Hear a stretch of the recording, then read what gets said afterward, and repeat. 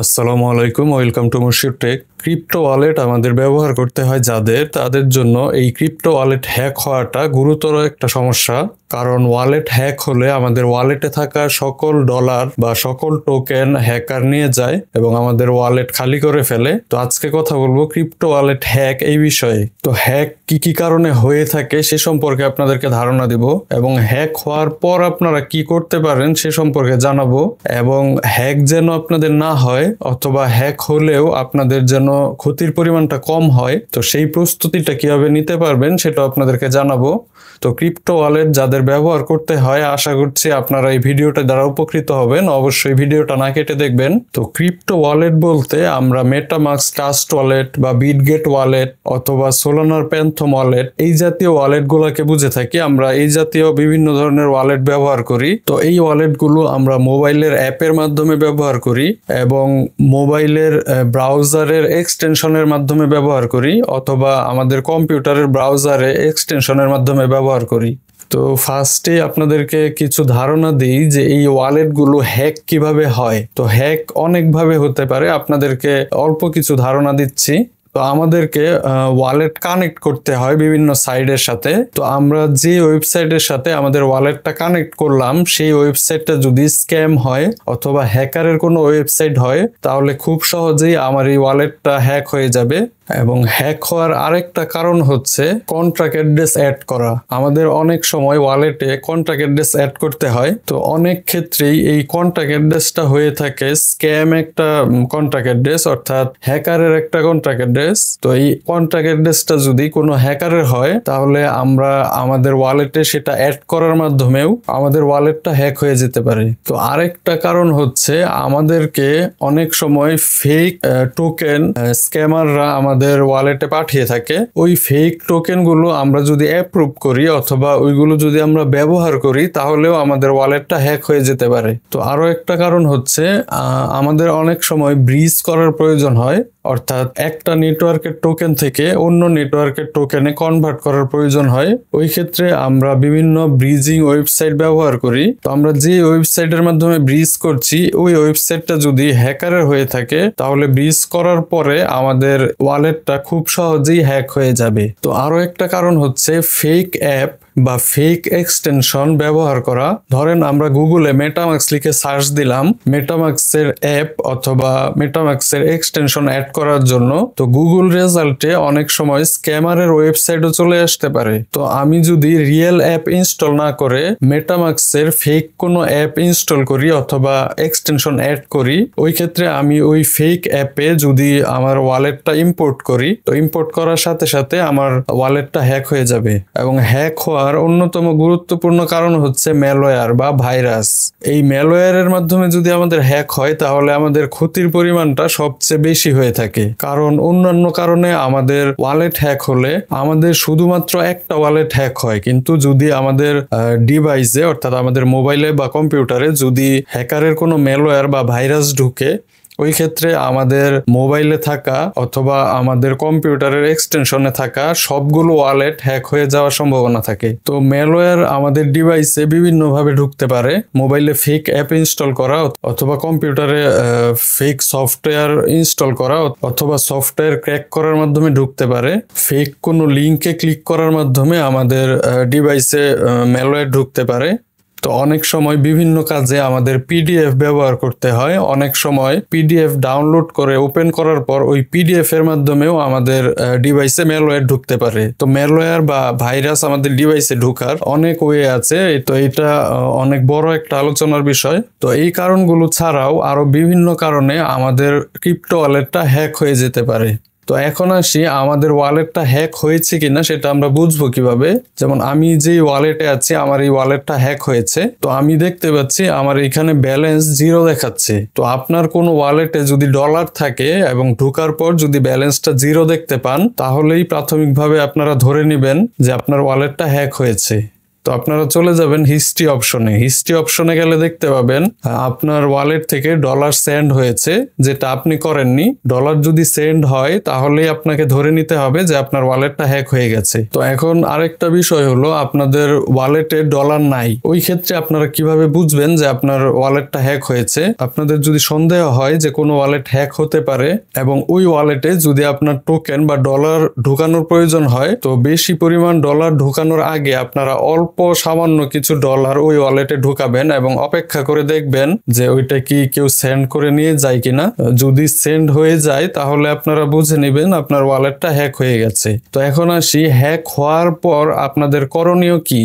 তো আপনারা যখন বুঝতে পারবেন আপনাদের ওয়ালেটটা হ্যাক হয়েছে, ওই ক্ষেত্রে আপনাদের ওয়ালেটে যদি কোনো টোকেন থাকে বা ডলার থাকে, সেটা সাথে সাথে আপনাদের ট্রান্সফার করে বা সেন্ড করে অন্য জায়গায় নিয়ে যেতে হবে। সাধারণত হ্যাক হলে আমাদের ওয়ালেটটা খালি হয়ে যায়, অর্থাৎ হ্যাকার সব নিয়ে যায়। তবে যদি আপনাদের ডলারটা থাকে তাহলে আপনারা দ্রুত নিরাপদ জায়গায় সরিয়ে নেবেন। তো এখন কথা হচ্ছে, আপনারা আপনাদের ডলারটা কোথায় সেন্ড করে নেবেন? তো শুরুতেই আপনারা বুঝতে পারবেন না যে আপনাদের শুধু ওই ওয়ালেটটাই হ্যাক হয়েছে নাকি আপনার ডিভাইসের সকল ওয়ালেটই হ্যাক হয়েছে। তাই আপনাকে আপনাদের ডলারটা সেন্ড করে নিতে হবে অন্য কোনো ডিভাইসে, অর্থাৎ অন্য কোনো ডিভাইসে আপনারা নতুন একটা ওয়ালেট ক্রিয়েট করবেন। এরপর নতুন ওয়ালেটে আপনারা আপনাদের ডলারটা সেন্ড করে নেবেন, অথবা আপনারা আপনাদের এক্সচেঞ্জেও সেন্ড করে নিতে পারেন। তো আমরা যেসব এক্সচেঞ্জ ব্যবহার করি, বাইন্যান্স, বাইবিট, এসব এক্সচেঞ্জেও নিতে পারেন। তবে আপনারা এক্সচেঞ্জ ব্যবহারের ক্ষেত্রে সিকিউরিটিটা মেনটেন করবেন, অর্থাৎ আপনাদের এক্সচেঞ্জে 2FA অন রাখবেন, গুগল অথেন্টিকেটর চালু রাখবেন। হ্যাক হওয়ার সাথে সাথেই আমরা যেহেতু বুঝতে পারি না যে আমাদের ওই ওয়ালেটটাই হ্যাক হয়েছে নাকি আমার সম্পূর্ণ ডিভাইসটাই হ্যাক হয়েছে, তো সাবধানতার জন্য আপনার ডিভাইসে যতগুলো ওয়ালেট আছে সবগুলো ওয়ালেট থেকে ডলার সেন্ড করে নেবেন, অর্থাৎ আপনার ডিভাইসের সকল ওয়ালেট আপনারা খালি করে ফেলবেন। তো এরপরে আপনার কাজ হলো, আপনার কি কারণে হ্যাক হয়েছে সেটা আপনি খুঁজে বের করার চেষ্টা করবেন। আপনার কি কোনো ওয়ালেট কানেক্ট করার কারণে হ্যাক হলো কিনা, নাকি আপনাদের ডিভাইসে কোনো ম্যালওয়্যার বা ভাইরাস ঢুকেছে, সেটা খোঁজার চেষ্টা করবেন। তো ম্যালওয়্যারের ক্ষেত্রে আপনারা আপনাদের ডিভাইসে, অর্থাৎ মোবাইলে বা কম্পিউটারে ভালো মানের একটা অ্যান্টিভাইরাস দিয়ে সেটা স্ক্যান করাতে পারেন।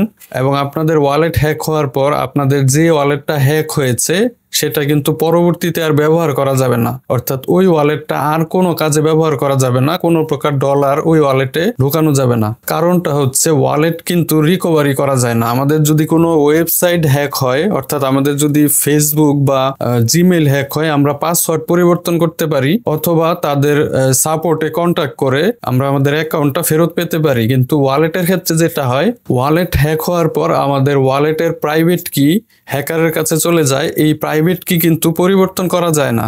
যেহেতু প্রাইভেট কিটা পরিবর্তন করা যায় না, তাই ওয়ালেট আমরা কোনোভাবেই আর ব্যবহার করতে পারবো না। হ্যাক হওয়া ওয়ালেটে আপনি যদি কোনো ডলার ঢুকান, সাথে সাথে সেটা হ্যাকারের কাছে চলে যাবে। তো আমি একটা এক্সাম্পল আপনাদেরকে দেখিয়ে দিচ্ছি। আপনারা দেখেন, আমার এইখানে সামান্য কিছু বিএনবি রিসিভ হয়েছে। তো আমি রিসিভে ঢুকে দেখতে পাচ্ছি এখানে সময় দেখাচ্ছে 3 অক্টোবর 1:27:55 এই বিএনবিটা রিসিভ হয়েছে, অর্থাৎ এই বিএনবিটা আমি 1:27:55 আমার ওয়ালেটে ঢুকিয়েছি। এবং আমি যদি সেন্ডে গিয়ে দেখতে পাই, তারা আমার ওয়ালেট থেকে এই বিএনবিটা নিয়ে গেছে 1:27:56, অর্থাৎ 1 সেকেন্ডেরও কম সময়ে তারা আমাদের ওয়ালেটটা খালি করে ফেলেছে। অর্থাৎ তারা এভাবেই সেট করে রেখেছে আমার এই হ্যাক হওয়া ওয়ালেটে ডলার ঢোকার সাথে সাথে তারা সেন্ড করে নিবে। সো এই ওয়ালেটটা নেক্সট টাইম আর কোনো কাজে আমি ব্যবহার করতে পারবো না এবং এটাতে কোনো প্রকার ডলার আমি ঢোকাতে পারবো না। তো এখন আসি, এই হ্যাক থেকে বাঁচার জন্য আপনারা কি করতে পারেন অথবা কি করলে আপনাদের ক্ষতির পরিমাণটা কম হবে। তো আপনারা আলাদা আলাদা কাজে আলাদা আলাদা ওয়ালেট ব্যবহার করবেন। তো আলাদা আলাদা ওয়ালেট ব্যবহারের ক্ষেত্রে একটা ভুল আপনারা করে থাকেন। আলাদা আলাদা ওয়ালেট বলতে আলাদা আলাদা সিড ফ্রেজ এবং আলাদা আলাদা প্রাইভেট কি হতে হবে, অর্থাৎ প্রতিটা ওয়ালেটের 12 ওয়ার্ড বা 24 ওয়ার্ডের একটা সিড ফ্রেজ থাকে এবং একটা প্রাইভেট কি থাকে। তো আমি এখন বিটগেট ওয়ালেটে আছি। বিটগেট ওয়ালেটে আমার অলরেডি ওয়ালেট ক্রিয়েট করা আছে। তো আমি যদি এখন এখানে অ্যাড ওয়ালেটে ক্লিক করে ক্রিয়েট ওয়ালেটে ক্লিক করি, তাহলে আমার একটা ওয়ালেট ক্রিয়েট হবে, কিন্তু আমার কিন্তু আলাদা সিড ফ্রেজ হবে না। অর্থাৎ আমার আগে যেই সিট ফেসটা আছে ওই সিট ফেসের আন্ডারে নতুন একটা প্রাইভেট কি ক্রিয়েট হবে, নতুন একটা ওয়ালেট ক্রিয়েট হবে। অর্থাৎ এতে করে আমার আগের ওয়ালেটের সিট ফেস এবং নতুন ওয়ালেটের সিট ফেস একই হয়ে যাবে। তো এমন অবস্থায় যদি আমার একটা ওয়ালেট হ্যাক হয় তাহলে আমার এই সিট ফেসের আন্ডারে বাকি সব ওয়ালেট গুলোই হ্যাক হয়ে যাবে। তো আপনাদেরকে খেয়াল রাখতে হবে প্রতিটা ওয়ালেটে যেন আলাদা সিট ফেস হয়। তো এটা আপনারা কিভাবে করবেন, ধরেন আমি যদি এখন মেটামাস্কে ঢুকি এবং ওয়ালেট ক্রিয়েট করি, তাহলে আমার মেটামাস্কে যে ওয়ালেটটা আছে অর্থাৎ আমার মেটামাস্কে যে সিট ফেসওয়ালা ওয়ালেট আছে সেই সিট ফেসওয়ালা ওয়ালেটের আন্ডারেই একটা নতুন ওয়ালেট ক্রিয়েট হবে। তো আপনারা এই মেটামাস্কের ক্লিয়ার ডাটা যদি করেন তাহলে আপনাদের মেটামাস্কের সব ওয়ালেট গুলো ডিলিট হয়ে যাবে, অথবা আনইনস্টল করে যদি আবার ইনস্টল করেন তাহলেও মেটামাস্কের সব ডাটা ডিলিট হয়ে যাবে। তো এরপর যদি আপনারা একটা ওয়ালেট ক্রিয়েট করেন তাহলে আপনারা আলাদা একটা সিট ফ্রেজ অথবা আলাদা একটা প্রাইভেট কি পেয়ে যাবেন। তো আপনারা আপনাদের সুবিধা মতো এইভাবে ক্রিয়েট করে নেবেন, অথবা আপনারা আপনাদের ব্রাউজারে যদি এক্সটেনশনটা রিমুভ করে আবার অ্যাড করেন তাহলে আপনাদের আগের ডাটা চলে যাবে এবং ওয়ালেট ক্রিয়েট করলে নতুন সিট ফ্রেজ এবং নতুন প্রাইভেট কিওয়ালা ওয়ালেট ক্রিয়েট হবে। তো চেষ্টা করবেন আলাদা আলাদা ওয়ালেট প্রতিটা কাজে ব্যবহার করতে। ওই ক্ষেত্রে যে কোনো একটা ওয়েবসাইট যদি স্ক্যাম করে অথবা আপনার ওয়ালেটটা হ্যাক করে তাহলে খুব বেশি ক্ষতি আপনার হবে না, অন্য ওয়ালেট গুলো আপনার নিরাপদ থাকবে। এবং আপনারা চেষ্টা করবেন আপনারা যে ওয়ালেটটা ব্যবহার করছেন সেটা একাধিক জায়গায় ইম্পোর্ট না করতে। অর্থাৎ আপনি ধরেন শুধুমাত্র অ্যাপের মাধ্যমে ওয়ালেটটা চালাচ্ছেন, শুধু অ্যাপের মাধ্যমেই চালাবেন আর অন্য জায়গায় ইম্পোর্ট না করার চেষ্টা করবেন। আবার ধরেন ব্রাউজারের এক্সটেনশনের মাধ্যমে ওয়ালেটটা চালাচ্ছেন, ওই ক্ষেত্রে শুধুমাত্র এক্সটেনশনের মাধ্যমেই ব্যবহার করবেন। ওই ক্ষেত্রে আপনাদের ওয়ালেটটা হ্যাক হওয়ার ঝুঁকি কিছুটা হলেও কমে যাবে। তো আরেকটা বিষয় হচ্ছে আপনারা আপনাদের ওয়ালেটে খুব বেশি পরিমাণ ডলার রাখবেন না।